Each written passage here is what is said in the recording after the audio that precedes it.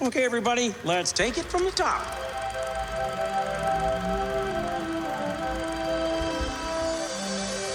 To all who come to this happy place, welcome. Hi, ho, everybody, and welcome back to D Plus Us Weekly, the show where we talk about shows weekly. Wait, episodes of shows on Disney Plus exclusively on 2 weekdays. I don't know. That's the whole rigmarole. We haven't done the show in a while, Mitch. How you doing? I'm so tired. But I'm not tired about talking about this show. This intro is already off to the perfect start of this because, we said, like, hey, we're bringing back the weekly show. It's great. We're going to do weekly episodes of Behind the Attraction leading into eventually going into Percy Jackson. And then immediately put the first one out and then miss it next week. Yeah, neither of us have the energy for this at this point. So you know the kind of energy you're getting here. Yeah, life has been busy for both of us. It's almost like it's that time of year where everything is happening all at once, folks. So bear with us. We'll get it sorted. Don't worry. We're surviving out here somehow. Let us know in the comments below how you're surviving this holiday rush. But for real, this is D Plus Us Weekly, the show where we talk about shows exclusive to Disney Plus, episode by episode, week by week, for your enjoyment and ours. We are talking about Season 2 of Behind the Attraction, Episode 1 is up already, all about Pirates of the Caribbean. And we have an entire series, I guess, of the first season up on podcast services only. If you're listening to this, sorry for getting the last one out late on podcast services. I'm going to be honest, I forgot. Wouldn't be the first time, and it will not be the last. No, I do this consistently. That's why we get batch episodes on the podcast services. It comes out when it comes out, and it gets to your ear holes when you're ready to consume it. Mm-hmm. Look, I am like deep into watching and listening to my own other stuff right now that is not related to us at all. So I'm like, that sounds about right. Look, I fell down. I've been commuting more, so I've been going down a podcast rabbit hole myself. I fell down the Critical Role rabbit hole. There's God. no coming back from that. Let me tell you. All right, so this is Griffin's last episode of the podcast while he just rabbit holes down Critical Role. Look, so this has been fun. I started listening Critical Role maybe like 4 or 5 weeks ago, and I'm on episode 26. And these are like 4-hour-long episodes. Yes, they are. Holy crap! Right, it is an obsession. But no, we're talking about Big Thunder Mountain Railroad this week. One of my favorite attractions, one that's very near and dear to my heart, and one that is related to an upcoming project that will be coming out eventually. This video essay I keep talking about the Disney Kingdom comic books. Just want to throw out there, that is delayed. I'm rewriting it entirely, so. Look, there's a more interesting spin I could put on it versus what I was already doing. And plus, there's also the BDS boycott of Marvel right now. So, like... Yeah, that's fair. I don't want to put this out with that happening at the moment, and there is actually an entire extra added point that I couldn't put into this video without either A, rewriting it, or B, making this video like 2 hours long. So, hey, either option or both is something that I very much look forward to listening to. It's not 2 hours long. That is the worst option for me. For you, yes. That is the option that requires so much more effort. For our listeners, maybe. For no. I would listen to 2 hours of Griffin. That 48-minute long video was already too much. Yeah, that's fair. But yeah, that's going to come out when it comes out. I got a couple in the works when video essay was. In the meanwhile, though, we are talking today about other thing. By the time this comes out, it should be out. I think that's how timing works. Our most recent episode of the normal podcast is out, all about Wish, the new Disney animated show. Mitch, what'd you think? Film. You'll find out by going and listening to that on your favorite podcast service or on youtube.com/@T+us. Mm-hmm. So yeah, go check that out. All that said, we're talking about Big Thunder Mountain today. A ride that is all over the world yet again. We have it in Disneyland, Magic Kingdom, Tokyo Disneyland, and Disneyland Paris. If you haven't listened to one of these Behind the Attraction episodes before, we don't talk about the episode all that much. We really just talk about the ride because we love them. This is one where there is a little bit I want to talk to because it does relate back to the actual lore. I really love the lore of Big Thunder Mountain. But yeah, like the story they wrote. The story they wrote into it. Because there's so much more, and like the Boolean family is such an interesting family. So yeah, go watch the episode. Come right on back, hang out with us because we're gonna go spoilers as much as you can for a documentary series. I don't know. It's always weird when we do this. Mitch, how do you feel about Spoilers, there's an attraction that is called this in a bunch of it's places. fun. The end. and it kills it's your a great back. ride. I love this ride. Not nearly as much as Matterhorn, but it kills your back a little bit if you ride in the back. So I don't know if we must have talked about this. Like when we went to Disneyland, Matterhorn was closed almost our entire trip. So we didn't end up riding it, but it was a ton of fun to ride Big Thunder out there, having ridden it in Orlando. I very much prefer the Disneyland version to the Orlando version. I'm sorry, East Coast folks, but West Coast, best coast in this case, because some of the overlay that they've added in, some of the AV that they have there that they just don't have in Florida it's awesome. Yeah, I really hope that ride in Florida gets the overhaul it needs to bring it up to what they're doing in California right now. Yeah, I love the one in Florida. Don't get me wrong; like it is one of my favorite rides in that park. I have so many great memories of it. That is like typically for my family. That is like the first ride we go to because we love it. You want to get there before they have to start running the second train. Yeah, exactly.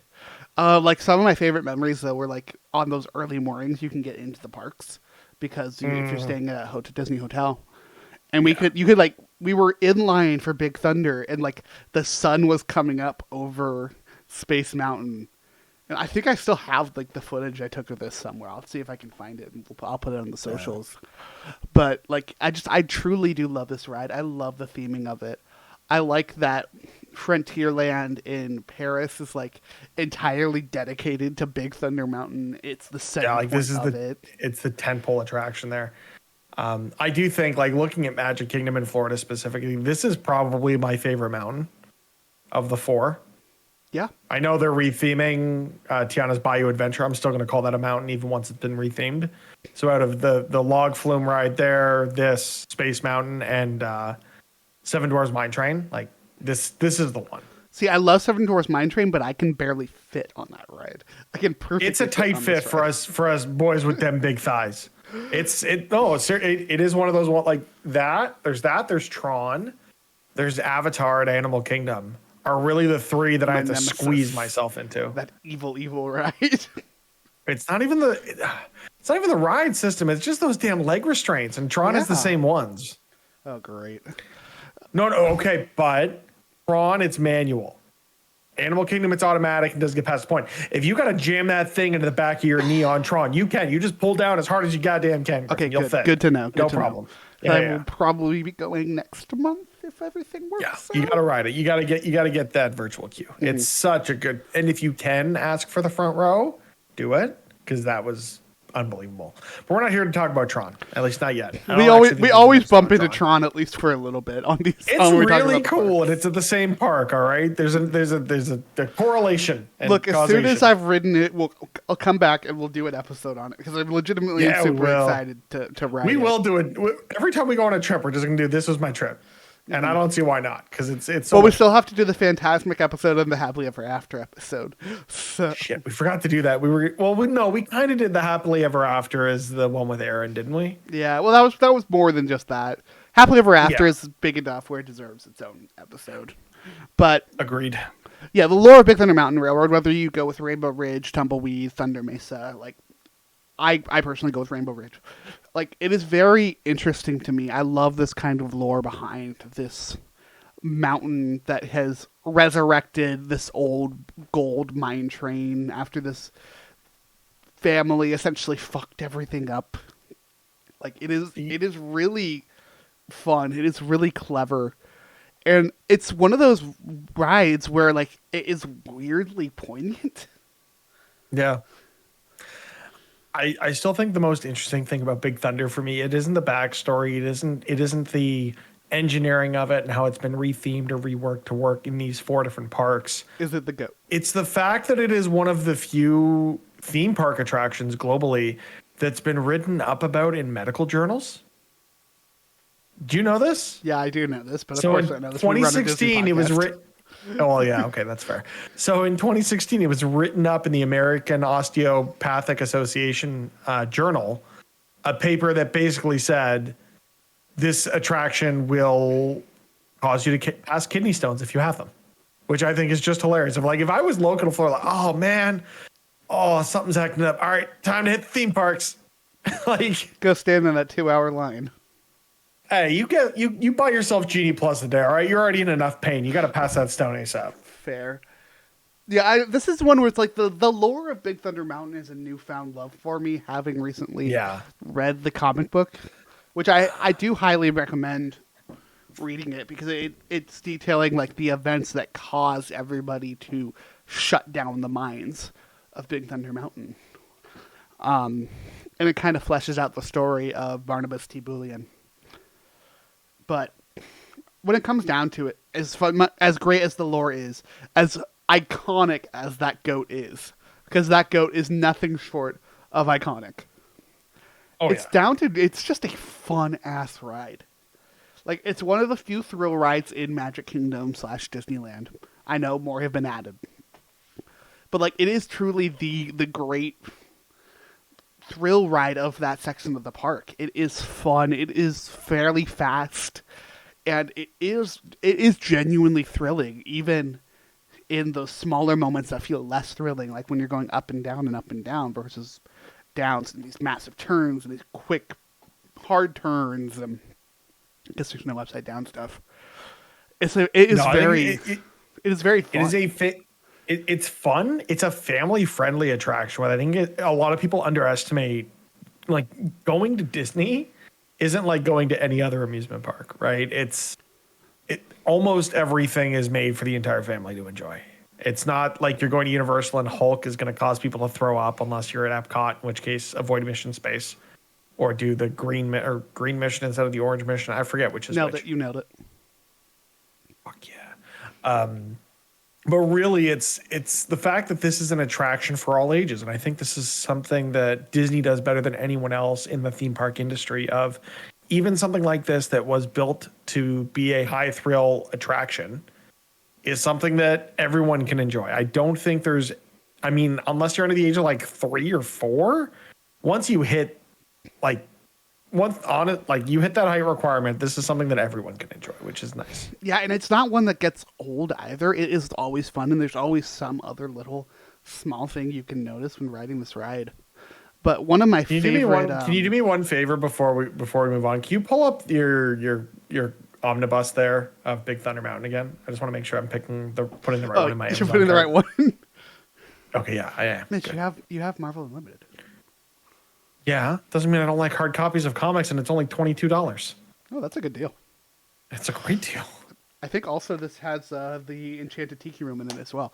It does, yeah. If I'm reading this description correctly. I'm so nervous when I order books off Amazon, though. I just don't order books off Amazon. I go to bookstores. I'm also looking to see if it's available in my local bookstore. Remember, folks, shop your local bookstores before going to Amazon. This isn't a local bookstore. This is very much, big chain bookstore. But if they've got them in store, do what you got to do. That's what I want. Yeah. I just know what I prefer. But I do too. It's just we don't have enough of them. Fair. I live not far from... You live in Portland. Palace City of Books, the world's largest independent bookstore. So... Yeah, there is not a single store within 200 kilometers in this chain that has this book in stock. Rip. But I can buy it online. Also, when did this book come out? This book, I should know that.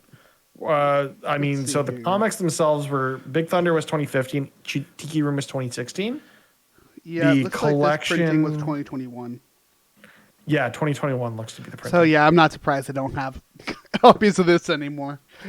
What was I getting to? Oh yeah. This ride never gets old. It really doesn't. It is one that I will consistently love till the end of time, because every time I ride it is pure fun. One of my favorite memories on it is this is one of the ones where as soon as we could, it would be my little brother and I riding together and our parents riding separately.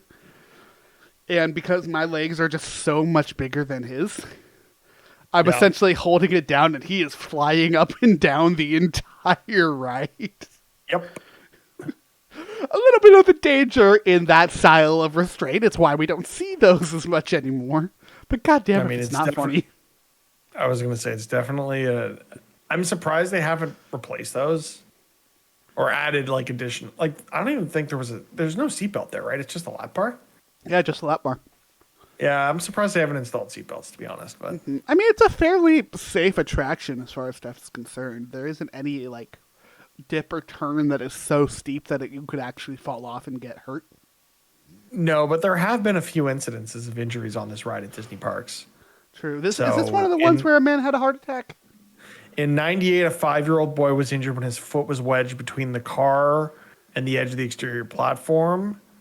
All of the toes on his left foot required amputation. Ugh. 2003, a 22-year-old man died after suffering blunt trauma and internal bleeding in a derailment that injured 10 other riders. Both of these were at Disneyland, that is, so West Coast. Cause of the accident was improper maintenance. It was closed for almost 6 months before it was reopened. 2011 in Paris, 5 guests were injured when a piece of scenery fell onto a passing train. One guest was seriously injured but did not die. And then later, so there were 2 incidents in 2011, both in Paris. The second one, 2 cars derailed as one of the trains passed slowly over a flat section of track. 2 guests injured, and the ride was closed for inspection. And then in 2017, a 54-year-old man died in Walt Disney World riding the Magic Kingdom version of the attraction. Cause of death was natural causes due to a pre-existing medical condition. Yeah, I think that's the one I was thinking of because that's definitely That's the most recent, so that would track. Yeah, it's very much a thrill ride, and they put all of the disclaimers on the front of it for a reason. Like, don't ride this if you have a heart condition, yada yada yada, blah blah blah blah. Although it's nothing, it doesn't hold a candle to the mission space warnings. Oh god, the ones that go on and on and on and on. That they had If you've to ever had a bake into headache the, ever, don't ride this. the ride conditions they have to bake into the pre-show because there's so many of them. You need to leave. And there's so for what it's worth, folks, there are some fun things about this ride as well. Like we mentioned, there is the wonderful comic series that you should definitely check out. They're also worth noting that the minecart chase scene in Indiana Jones and the Temple of Doom uses sound effects from this ride. And this has been shown in a bunch of TV shows, pretty much any TV show that's had like an episode in Magic Kingdom or in Disneyland. Pretty much anything filmed by ABC. The one that always comes to mind for me was the episode of Modern Family when they went to Disneyland. And you have the dad and the son trying to ride all the attractions. They get to Big Thunder Mountain specifically, and the dad is just ready to hurl biscuits. I think it was... It's funny, they get on Big Thunder Mountain, but they leave Indiana Jones. Yeah, not a great 1-2 punch. No. Also, if you're doing those 2 rides back to back, props to you, because those are not short lines. I mean, you catch them on a good day. Yeah, not a thing anymore. That's also very true. Catch them on a day where you paid to have the whole park closed and have it to yourself. Well, that's what we call ABC filming a TV show. Yeah. Also, I think back then when they used to do this, they would only shut down like parts of the park. They would shut it down in phases. I think they still do that today if they're doing filming, because I mean they recently filmed the holiday special in Magic Kingdom where they would shut down part of the park for part of the day to do the filming and stuff, and then they would do all of the performances after the park closed at night. I was gonna say I know a lot of that is shot how at they night do now. weddings. Yeah, it is. Which I got to go back and watch some of that. Last thing I want to talk Yeah, about you really with don't. They don't. holiday traditions at this point. I am just going to watch Muppets Christmas Carol 5,000 times, but No, what you should do is go and watch Hawkeye. It's a Christmas show. I mean, holiday I show on should Disney rewatch Plus. Hawkeye because it's also just a great show. I did not wear this shirt intentionally. It just kind of worked out that way. But no, for I also seriously, love need this to go. hoodie. I need to go so watch comfy. Muppet Christmas Carol. I haven't watched it yet this season, and I need to. Oh, that reminds me. They were doing Muppets Christmas Carol in concert. I need to. I really find my should go see record of that. I was dumb and put my record player behind my Christmas tree. I need to move that. Anyways, the last thing I want to talk about is just kind of the coolness of this centerpiece, Big Thunder Mountain in Disneyland Paris. We mentioned it being really dope. Obviously, neither of us have ridden it. We say this every time that we need to get over there and ride these things. But I just want to Almost talk did, about but we like, ended up going to California instead. I just want to talk about how cool it is, how much this ride plays into Phantom Manor as well.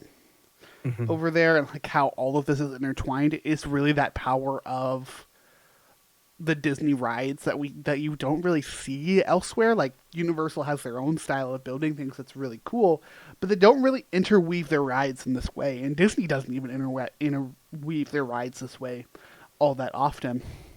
Obviously, Big Thunder Mountain is a part of the Society of Explorers and Adventurers.